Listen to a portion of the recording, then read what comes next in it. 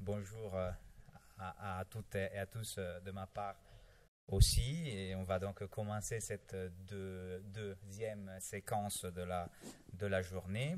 Moi, je suis Marco Dal Pozzolo, je suis postdoctorant à la chaire valeur du soin sur un projet qui porte sur le concept et sur le problème du travail bien fait en milieu de soins et spécifiquement en réanimation. C'est un peu l'enjeu qui m'occupe cette année. Sinon, j'ai terminé il y a quelques mois une thèse sous la direction, moi aussi, de Jean-Philippe Pierron, avec qui on a proposé et on a pensé cet espace, ce moment de dialogue autour de séquences cinéma, de séquences audiovisuelles. On s'est dit que ça aurait pu être intéressant d'interroger des valeurs du soin à partir de séquences cinéma, parce que ça nous permettait de donner de la chair, de la réalité sans cible, de interroger ces concepts à partir de histoires, de récits évidemment représentés, mais qui donc nous permet cette dialectique entre concepts, entre intelligibilité et sensibilité. Et donc, ce qui nous semblait et nous semble très intéressant de l'audiovisuel, c'est qu'à la fois, il nous projette dans des situations, dans des cas, et deux, que ça nous permet, et ça c'est le atout principal pour cette journée, de proposer une base commune pour débattre, pour proposer des interprétations, pour proposer des questionnements. Donc l'idée, on aura deux moments de débat après les deux séquences. L'idée donc c'est pas de répondre à vos questions, mais plutôt de faire circuler la parole à partir de ce que ces séquences vous ont apporté. Donc, on parlera dans ce segment de attention et de patience comme valeur principale. Finalement, je crois que pour raison de choix et de temps, on parlera plus de attention que de patience, mais les deux quand même sont de valeurs strictement entrelacées. Et je tiens à remercier à la fois Céline Lefebvre qui nous a aidés dans le choix et nous a fourni du matériau cinématographique et personnellement je me suis aussi beaucoup inspiré de sa démarche didactique avec le cinéma pour préparer cet espace. Et évidemment, je remercie Jean-Philippe qui a donc pensé et va directement contribuer à cet espace. Donc je lui donne tout de suite la parole pour une introduction sur ces valeurs qui nous occupent ce matin. Oui, merci Marco. Céline Lefebvre, pour ceux qui ne la connaissent pas, c'est une spécialiste de Canguilhem qui s'occupe de la chaire Personnes à l'hôpital sur Paris et qui est en même temps aussi sur le projet de la chaire de philo à l'hôpital à la PHP. Vous avez peut-être entendu parler de ce projet, enfin, pour dire en fait que ce qui se fait ici, ça se fait autrement, avec d'autres manières un petit peu partout, mais il y a des espaces un peu transitionnels de jeu en fait, où se font rencontrer les différents acteurs un peu partout, et donc c'est intéressant de noter ça aussi. Donc moi je remercie à mon tour Marco en fait d'avoir initié ça.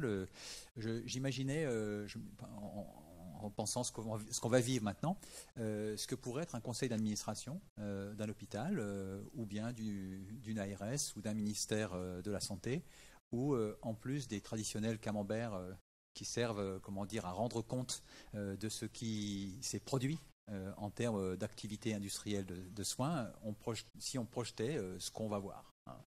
Et en fait, c'est probable en fait qu'on ne le ferait pas. Non que les administrateurs seraient particulièrement insensibles, je n'y crois pas du tout, hein, mais parce qu'effectivement, ça a été évoqué dans la table ronde antérieure, il y a des conflits de rationalité et que la rationalité quantifiante, elle a un gros avantage, vraiment imbattable sur le cinéma, c'est que ça permet d'aller très et de ne pas trop vite s'encombrer du singulier des situations. Hein. Il y a dans les séances, on a été très embarrassé avec Marco quand il a fallu choisir ces 2 séances, parce qu'en fait, le soin, ça se déploie dans l'espace et dans le temps, et le temps, c'est incompressible. On ne peut pas, même si on veut aller très très vite, si on veut prendre le temps de rentrer dans une situation, on ne peut pas le compresser, même si on veut aller très très vite, ça devient ridicule, hein, on le sait. Enfin, on pourrait vous présenter en 10 secondes la séance de 10 minutes, hein, mais on voit très très bien qu'est-ce qui se perd. Et donc, c'est cette question-là de comment parvenir à faire percevoir l'engagement temporel et spatial en fait, des acteurs, quel qu'il soit, c'est une difficulté. Alors, on s'est effectivement concentré sur 2 valeurs. Hein, ici, donc la patience et l'attention, parce que ça nous semblait, une langue presque naturelle pour les milieux soignants. Pas si naturelle que ça, en tout cas parce qu'il y a on va voir, je vais vous montrer tout de suite, même si effectivement on pourrait en retenir d'autres. Hein, on a évoqué dans la table ronde tout à l'heure la question de l'humour, la question de la disponibilité mentale, ou de l'empathie. Il y a la question des ambiances spatiales, hein, y compris la question de comment on soigne avec les arbres.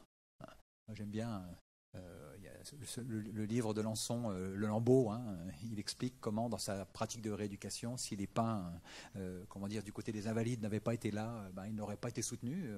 Donc c'est une vraie interrogation. Bref, pour dire, donc notre ambition n'est pas d'être exhaustif, elle est plutôt de dire si on fait une plongée sur un certain nombre de valeurs, qu'est-ce qui se passerait?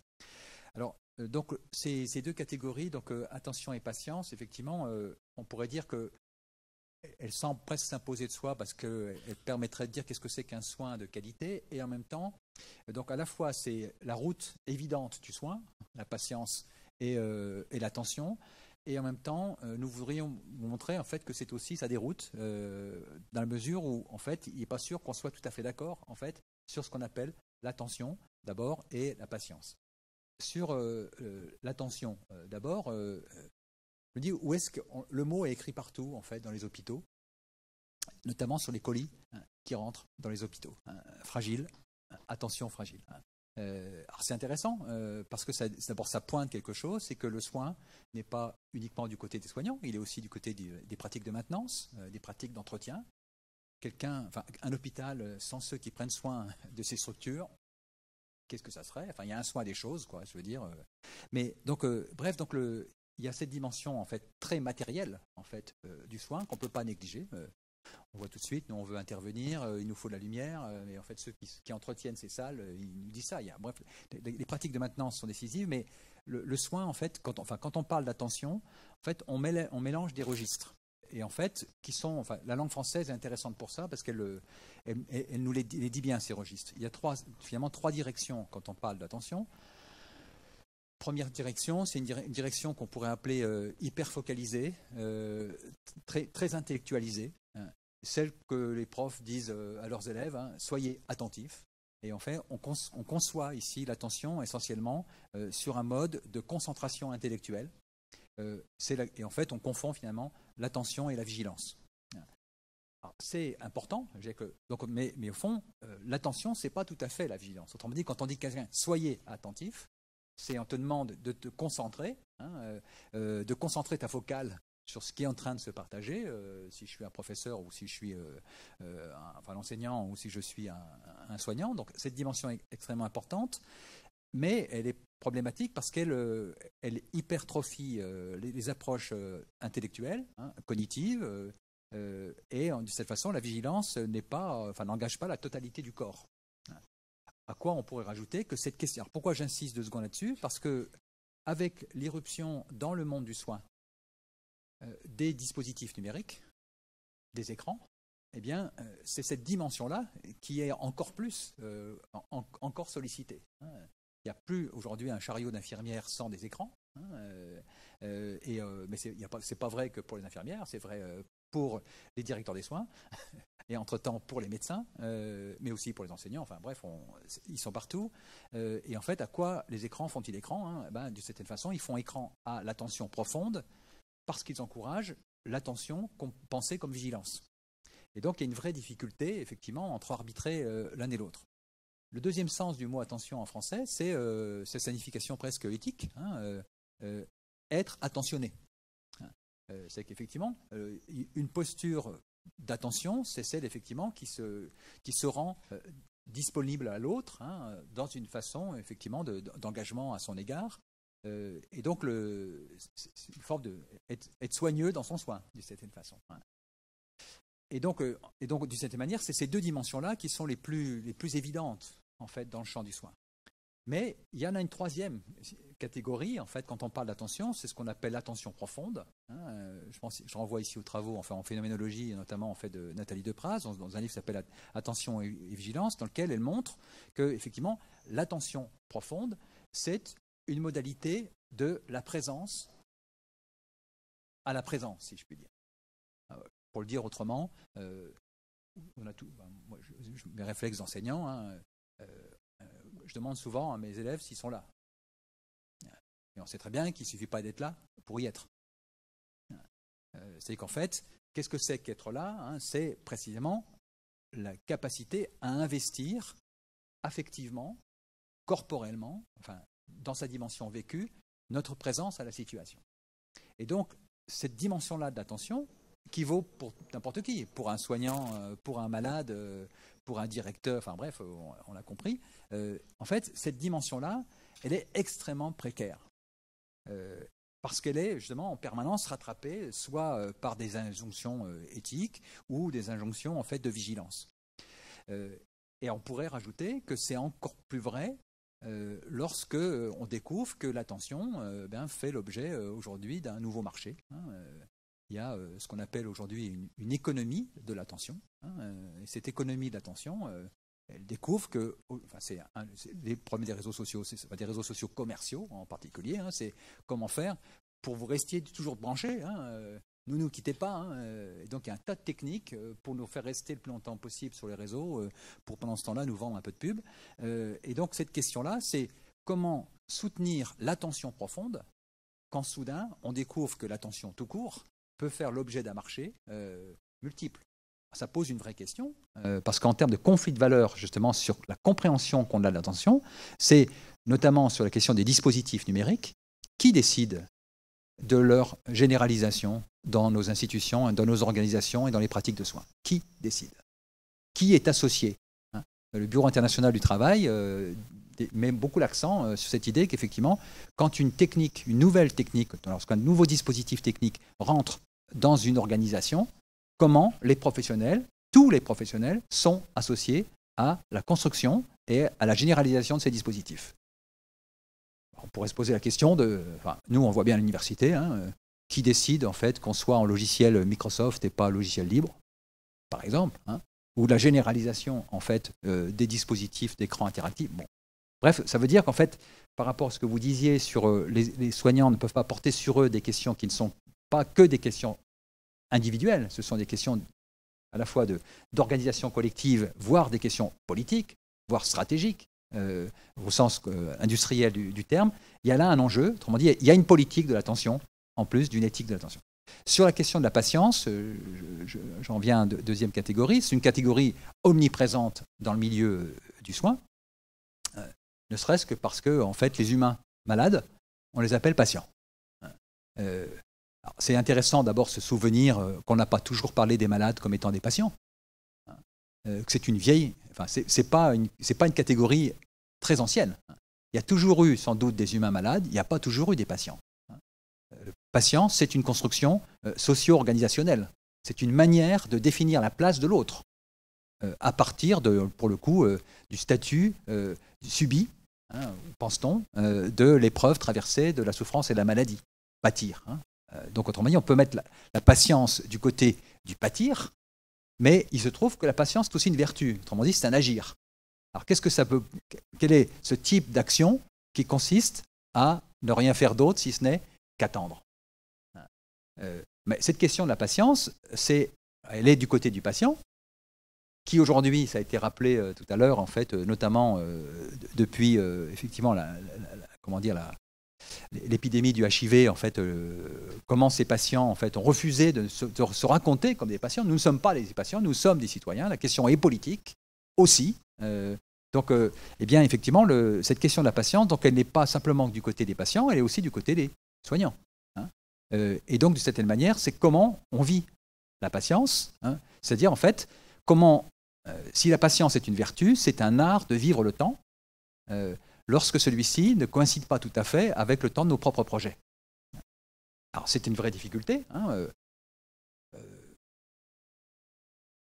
Je pourrais poser cette question. Au bout de combien de temps vous énervez-vous quand votre messagerie ou vos dispositifs numériques ne répondent pas? Combien de secondes? Pas de minutes. Hein. Combien de secondes? C'est-à-dire qu'en fait, comment les dispositifs numériques et notre société en fait, met à mal la vertu de patience. Comment on devient très très vite brutal. Hein. Ce serait amusant à filmer. Hein. Enfin, bon. Mais bref, donc au-delà de on dit si la patience est une vertu, et donc je vais m'arrêter là. Donc ce que ça questionne, c'est effectivement, c'est comment on la soutient et comment on les soutient, notamment dans des logiques d'organisation du soin, qui plutôt que la vertu de patience, via la culture de la cadence, parce qu'il y a une file active, parce qu'il y a des flux, parce qu'il y a comment dire, une certaine manière de structurer le temps, eh bien, la patience s'en trouve largement étiolée. Hein. Bref, voilà, je m'arrête. À toi, Marco. Merci beaucoup, Jean-Philippe. Moi,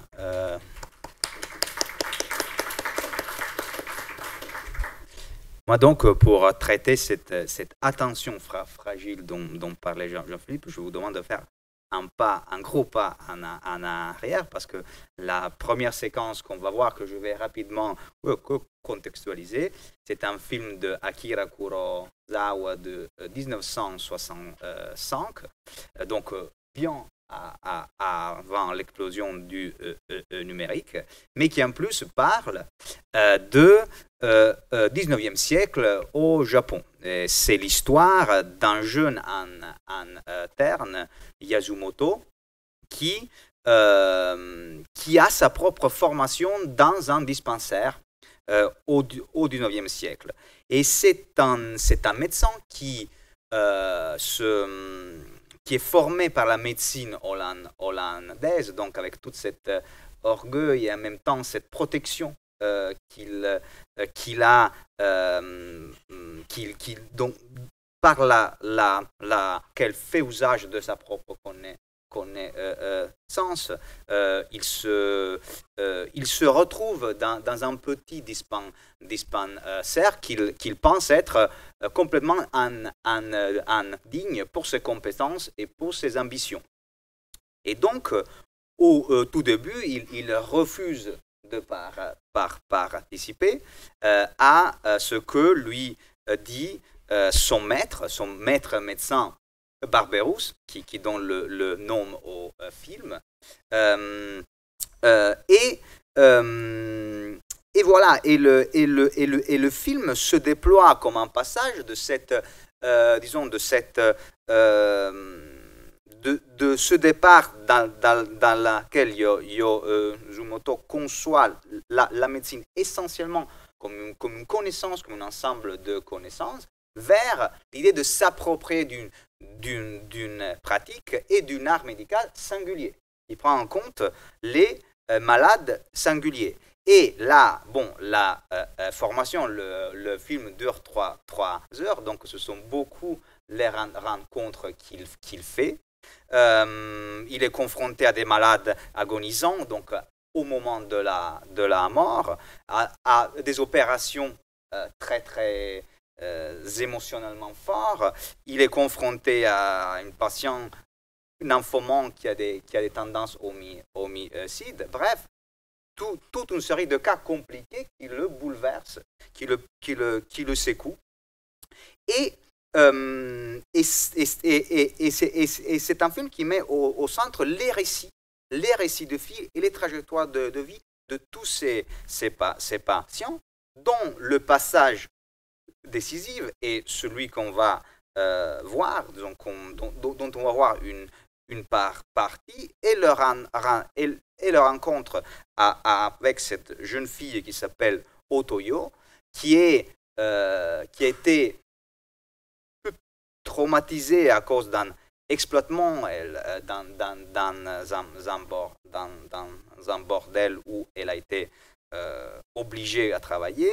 Elle a des symptômes psychotiques. On verra dans la scène qu'elle a une manière de laver le sol qui est complètement aliénée et mécanique. C'est des mouvements mécanisés qu'elle emploie comme si c'était sous un choc post-traumatique. Et on verra dans la scène qu'elle est déjà en train de guérir parce que ce mouvement se fluidifie et devient effectivement un mouvement normal, sain. Mais ce que précède cette scène, c'est la tentative de Yasumoto de soigner cette fille qui refuse les soins, et on n'a pas le temps de le montrer, mais ça aurait été très, très bien et surtout très pertinent pour le concept de patient. Barberousse, le maître, le médecin, avec énormément de patients, essaye et réessaye pour trouver le moyen qu'il se alimente, qu'il puisse prendre ses médicaments.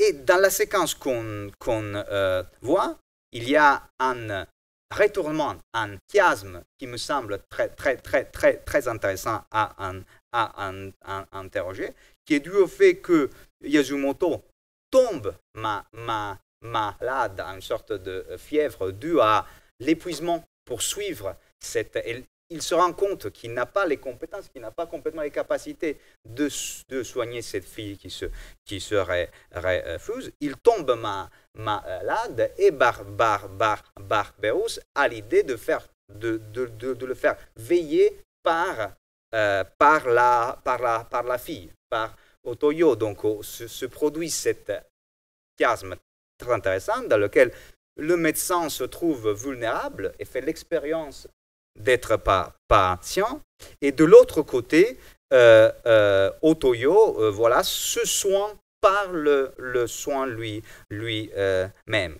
Et là, vous verrez comment il y a cet entrecroisement de attention réciproque qui passe par le toucher, qui passe par la manière dont l'un et l'autre se veillent réciproquement, qui passe aussi par l'intégration et par l'aménagement de l'environnement et du milieu, parce qu'il y aura un moment un peu poétique dans lequel rentre quelque chose du dehors, du monde du dehors qui est intégré dans le soin.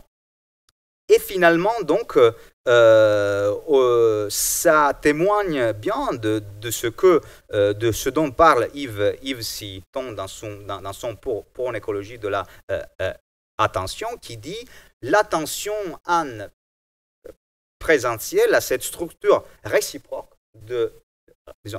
disons réciprocité, de bidirectionnalité, que là est joué jusqu'au bout et formulé jusqu'au bout dans un chiasme, dans un croisement même des rôles, qui est évidemment qui se construit tous sur des regards,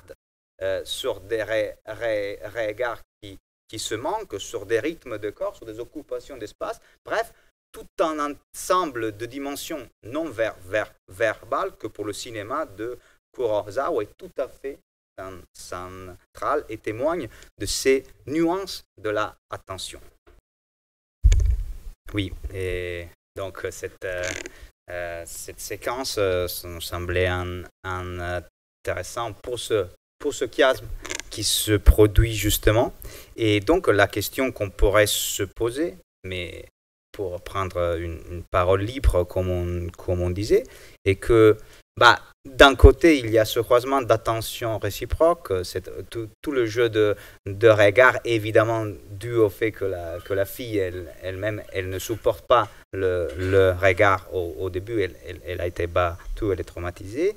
Et donc, il y a encore une fois, pour citer, citons, cette accordance affective qui se fait par l'attention réciproque. Et en même temps, si on veut problématiser, il y a évidemment une forte prise de risque dans cet échange de rôles. Est-ce que c'est à la fois réaliste, possible et souhaitable dans nos milieux de soins, avoir comme idée une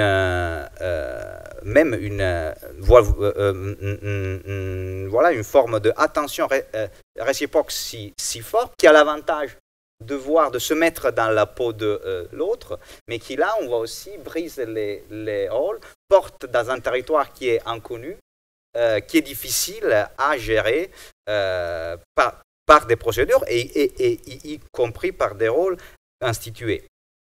Voilà, donc l'idée, c'est de prendre la parole si vous avez quelque chose à dire sur la séquence, sur le thème ou autre.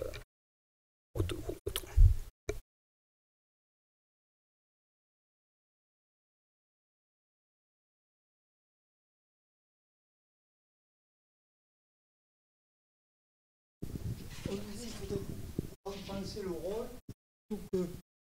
que la fonction, le rôle, et surtout cette histoire d'espace intermédiaire. Et là, on le voit très très bien. Cet espace intermédiaire qui a été comprimé par le temps et qui là permet une respiration. Cette respiration, on la voit à un moment donné quand le monsieur là, il respire. Et quand elle dort à côté de lui, c'est très très poétique. Il y a une sorte, vous l'avez dit, d'attention extraordinaire qui est jouée. Alors cet espace intermédiaire, on a le même problème dans la cité. Avec la disparition, moi je vois, je suis dans une petite commune, la disparition du café, où à l'époque, on se retrouvait au café. Et c'était un bon moyen de renaître à la vie. Là, ce qui se passe, c'est qu'il y a une sorte de double jeu. Je, J-E, je suis, et je, G-U-I. G-E-U, pardon. C'est-à-dire qu'il y a un jeu de regard, vous l'avez dit. Vous avez très très bien exprimé. Ce jeu de regard entre les deux est extraordinaire. Je veux dire que ça vous donne une sorte de renaissance à la vie. Merci.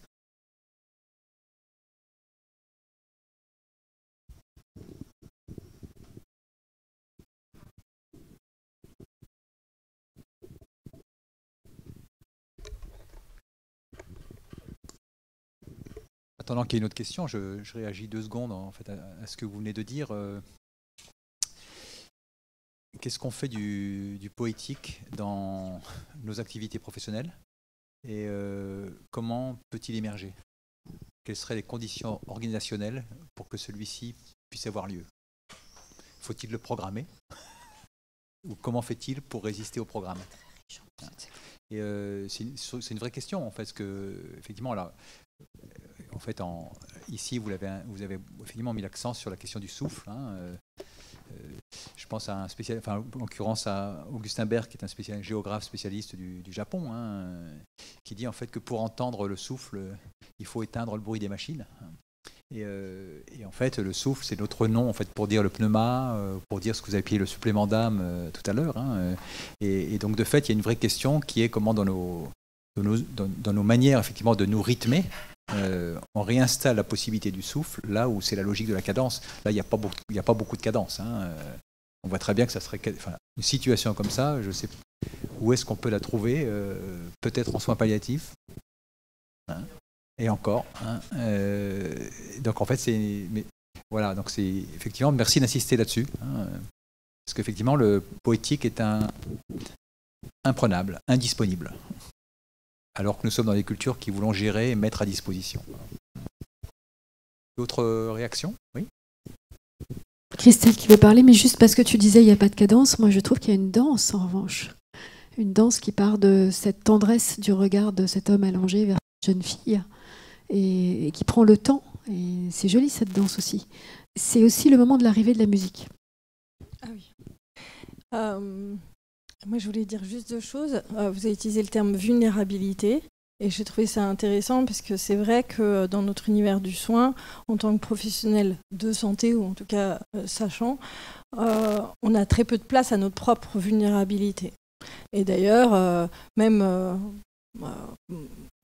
jeune soignante, c'était même avec de la fièvre, tu viens travailler, même malade, tu viens travailler. Et c'était et d'ailleurs les générations là se croisent en se disant bah non, moi et c'est difficile d'ailleurs entre les soignants quand ils sont malades en ce moment ils s'arrêtent pour rien, j'entends ça, et puis les plus anciens disant moi avant je venais travailler malade. Et donc cette notion de comment je gère, ou en tout cas comment je fais j'accepte ma propre vulnérabilité pour rencontrer l'autre. Et c'est sûrement aussi comment faire quand on n'a jamais été vraiment patient soi-même.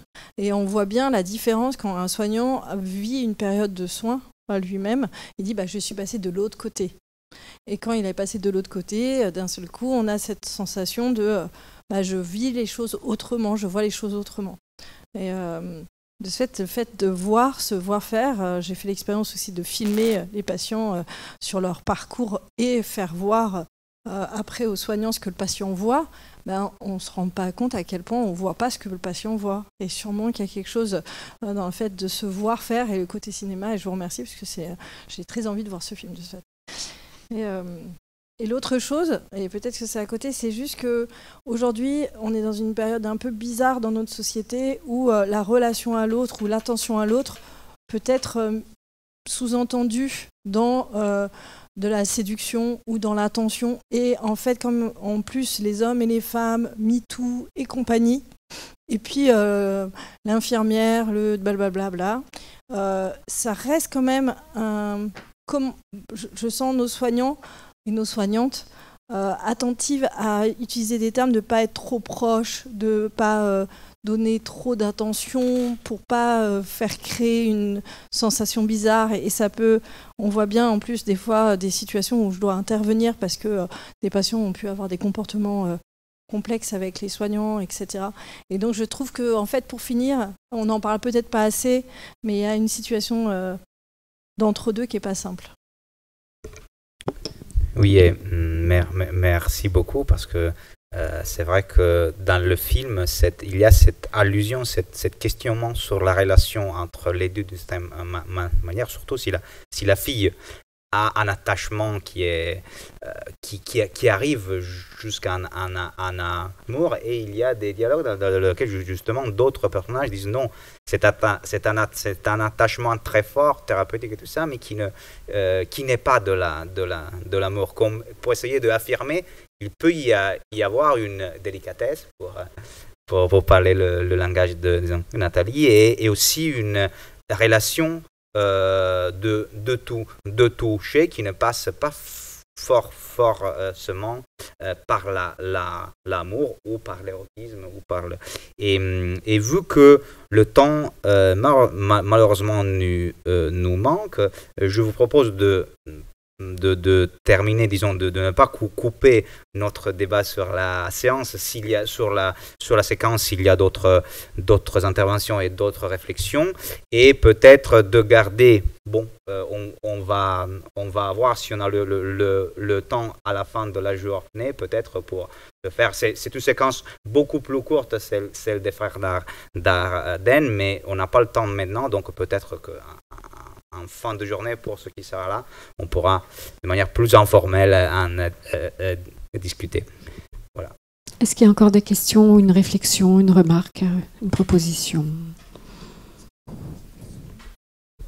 Oui, madame. Vous nous dites qui vous êtes aussi? Enfin, pas tout de qui, mais un petit peu de qui.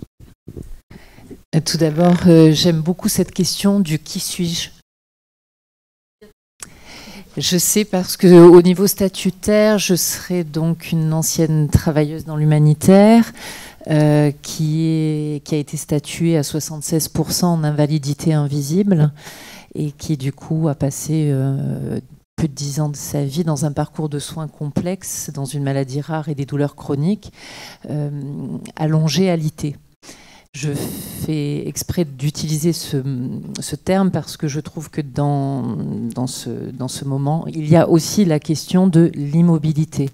En fait, si on regarde ce patient, il est patient justement à allonger et attendre le soin, et pourtant soin il y a. Donc dans l'immobilité, dans les silences de nos parcours de vie, j'ai beaucoup aimé quand vous avez parlé de la notion de danse, il y a du mouvement. L'immobilité est mouvement, le silence est mouvement, et il y a le soin. Le soin, et je rebondis également par rapport à ce que vous dites sur la notion de toucher.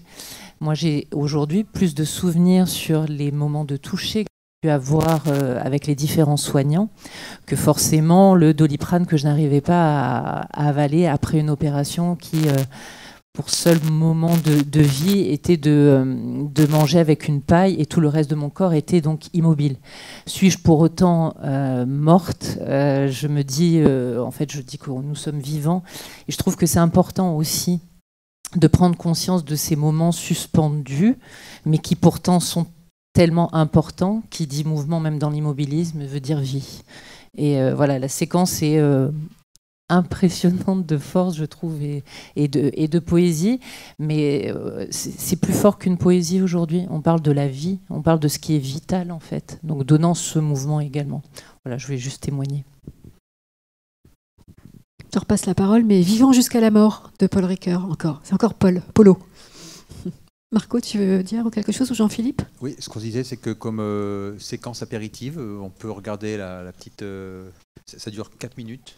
Et ce serait dommage, en fait, de s'en priver. Je me dis, c'est pas trop brutal, Romain? Foutu pour foutu? Non. Voilà, ok. On fait comme ça. Donc, on va donc, je vais pas introduire le film, peut-être plusieurs d'entre vous l'ont vu, c'est la fille inconnue. Donc c'est cette histoire d'une jeune médecin qui se trouve à ne pas ouvrir la porte à une jeune migrante qui a été agressée parce que son cabinet était fermé, était hors de l'horaire, et cette jeune migrante meurt. Elle garde cette culpabilité, cette responsabilité qui la porte à rechercher l'identité de la personne, et surtout essayer de lui donner une sépulture, de lui donner la dignité d'un deuil qu'elle n'a pas. Donc à l'intérieur de cette film qui donc tourne tout autour, la question centrale, c'est quel est le niveau et la limite de l'implication personnelle d'un soignant jusqu'à ce qu'on va. Quel est le rôle, mais aussi la responsabilité qu'on a. Et là, c'est une scène entre autres, dans lequel émerge beaucoup, je pense, la dimension sociétale, éthico-sociale du soin, parce qu'il y a un homme qui a un problème de diabète. Elle est à domicile chez lui, et vous verrez, elle lui propose de s'occuper, ou quand même de médier pour les services sociaux, pour soulager son douleur et son problème. Et là, tout le problème, là on le voit comme une séquence plutôt positive et irénique, mais il faut la penser dans un film qui interroge continuellement cette relation entre la responsabilité du médecin témoin, et il y a là une relation entre le cinéaste témoin et le médecin à domicile qui est témoin des milieux de vie, et cet épuisement possible, cette difficulté de poser un limite de jusqu'où on soigne aussi le côté éthico-social au-delà du corps et du soin de la personne. Donc, on va juste regarder ça. Malheureusement, mais c'était juste, on n'a pas le temps d'en parler, mais c'est juste pour aussi élargir sur cette dimension, sur cette attention au milieu social qu'il y a derrière les personnes. Et là, évidemment, pour le soin territorial, sur le soin à domicile, c'est une question que se pose tout le temps pour les soignants de voir jusqu'à quel point on prend en compte toutes ces dimensions-là. Merci beaucoup pour ces instants vidéo, poétiques, de réflexion, dont on pourra continuer à parler. Sans plus attendre, Didier, je crois que je vais te donner la parole. Ah oui, tu t'y attendais pas? Bah si, parce que dans mon programme, tu dois nous présenter les formations, notamment autour du CARE. Tu dois parler de l'IAE. Je reprendrai la parole après pour rappeler ce qui se passera en début d'après-midi et pour nous souhaiter un bon appétit. Oui, je pensais que c'était en fin d'après-midi. Bah, moi, on m'a dit maintenant. Tu as raison. Voilà. Voilà, donc l'IAE, c'est donc l'école universitaire de management de l'Université Lyon 3, qui abrite pour partie la chaire valeur du soin, lance 3 certificats, donc qui sont des formations courtes de 2 jours, autour notamment des thématiques que nous avons commencé à évoquer aujourd'hui. Donc elle traite de la question de la philosophie et du management du soin. Voilà, donc ce sont 3 modules de 2 jours. Le premier se déroulera à Lyon en octobre, puis ensuite février à Paris, et on clôturera au printemps à Bruxelles, puisque un de nos mécènes est UCB, donc c'est une entreprise belge, et on trouvait que c'était bien aussi de se décentrer un petit peu et d'aller passer 2 jours là-bas. Voilà, donc n'hésitez pas à récupérer les flyers de présentation de cette formation. Nous avons quelqu'un de l'IAE qui est venu aussi pour... vous êtes 2, non, normalement? Non, il n'y a que vous. Voilà, donc vous pouvez aussi prendre des renseignements si vous le souhaitez. Voilà, donc il y a des QR codes si vous voulez plus d'informations. Donc premier module, Care Management des impasses aux perspectives, comment repenser l'organisation du soin à partir du care. C'est typiquement dans le prolongement de ce qu'on a pu évoquer ce matin. Le deuxième module, ça porte sur l'innovation, mais l'innovation avec soin, sur les transitions numériques et les nouvelles compétences associées. Et puis enfin, jeudi 27 et vendredi 27 mars, le soin entre mesures et démesures, ça fait référence au 3e ouvrage de la chaire qu'on avait sorti il y a un peu plus d'1 an sur cette thématique. Donc, où est la bonne mesure du soin? Voilà, donc rassurez-vous, vous n'êtes pas obligé de vous inscrire. Mais voilà, ça, je pense que c'était quand même le moment de pouvoir vous en parler. Et puis, vous avez des gens qui peuvent vous renseigner, bien sûr, sur ces formations. Bien sûr, vous l'avez compris, Jean-Philippe, Nathalie et d'autres intervenants participent à ces temps de formation courte. Voilà. Je crois qu'il est temps de parler, de se soigner, c'est ça? Pas tout à fait. Oui, si, ça va bien, on va soigner nos estomacs. Mais il est temps quand même de présenter la seconde séquence, enfin le deuxième moment de la journée, l'après-repas. Enfin, l'après-repas, vous savez qu'on s'endort un petit peu, mais là, on n'aura pas le temps de s'endormir parce qu'on va partir dans 5 directions différentes qu'on a appelées des laboratoires pour parler de 5 valeurs que je vous rappelle ici. Je vous les rappelle parce que normalement, elles ont été diffusées déjà. Et pour les inscriptions, il y a le souci, la créativité, la rencontre, la délicatesse et l'hospitalité. Normalement, la plupart d'entre vous a déjà dû s'inscrire à l'un des laboratoires. Idéalement, ce serait chouette que vous restiez chacun dans le laboratoire que vous avez déjà choisi. Certains ne se sont pas encore inscrits. Et donc, vous allez pouvoir choisir. Tu vas pouvoir choisir où elle est. Est-ce qu'on a un rappel peut-être sur le numéro de la salle? Voilà. Magnifique. On a les intervenants. Alors peut-être que je vais vous demander de vous lever les uns les autres. Sonia, tu vas t'occuper du souci du soin et du soin du souci. On a pour soin et créativité Quentin. Est-ce que Quentin est là? Non, Quentin n'est pas encore là. D'accord. JB, Jean-Baptiste. Jean-Baptiste, après le déjeuner. D'accord. Là, 3 personnes, j'ai pas les prénoms, moi j'aime bien les prénoms, mais sur l'hospitalité, restituer la musique du sujet, etc.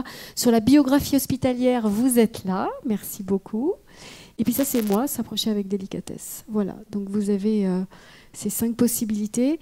Donc je reconnais que c'est archi frustrant de ne pouvoir participer qu'à un labo. Je sais, c'est une torture épouvantable. Et pour autant, c'est pas mal d'aller approfondir déjà une notion ou une valeur, puis peut-être que vous aurez d'autres occasions d'en approfondir d'autres. Il y aura de toute façon un partage en plénière, ce sera l'occasion de revenir, ou plutôt d'aller vers cette fresque pour noter justement ce qui nous a marqué dans ces ateliers, et pouvoir, avec un rapporteur que l'on demandera dans chaque atelier, partager avec l'ensemble du public ici présent, des participants et celles et ceux qui sont en ligne, partager autour du travail qu'on a réalisé ensemble. Est-ce que c'est clair? Est-ce qu'avant cette grande pause repas, partage, convivialité, vous avez une question? Il n'y a rien qui vous empêche de passer un bon moment. C'est super. Merci beaucoup pour votre attention et votre participation ce matin. Et bon temps d'échange tous ensemble, mais on est avec vous bien entendu. Et à tout à l'heure. Alors le lieu du déjeuner. Le lieu, j'ai oublié. On se retrouve où? Bonjour à tous. Alors je suis le miracle de tout à l'heure. Romain Poncet, enchanté, de la chaire. Oui, juste 2 petits mots de précision donc, pour la suite des événements. Effectivement, là, je vais vous inviter à vous restaurer. On a du coup un traiteur qui s'appelle Fenote, qui nous a préparé des choses pour nous régaler. C'est dans le bâtiment, à l'étage, premier étage, vous avez, en sortant à gauche, des escaliers. Vous allez trouver, normalement, c'est plutôt bien indiqué. Ça, c'est pour la restauration. Et deuxième chose qu'il fallait que je vous dise, c'est pour vous inscrire aux ateliers, ces ateliers qu'on a appelés les labos.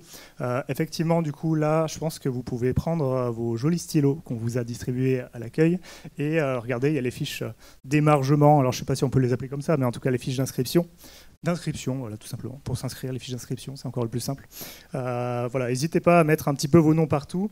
Il y a un rappel, du coup, des 5 labos et notamment des thématiques avec un petit paragraphe à chaque fois sur de quoi il s'agit. L'idée, c'est que, voilà, à 13h30, on reprenne. Et que vous ayez un peu en tête d'ores et déjà là où vous allez avec les salles correspondantes juste ici. Est-ce que c'est clair pour tout le monde? Ouais, je vois que des sourires et des... Dites-moi. 2 sujets ont la même salle. Alors en fait, c'est des très grandes salles, bien sûr. C'est pas du tout parce qu'on n'avait pas assez de salles pour mettre les ateliers, c'est juste parce que c'est pour le plaisir de profiter des très grandes salles de l'IUT. Est-ce qu'il y a d'autres questions? Non, ça paraît clair? Bon, voilà, je vous invite à vous inscrire, puis ensuite à aller manger un bout. Merci beaucoup.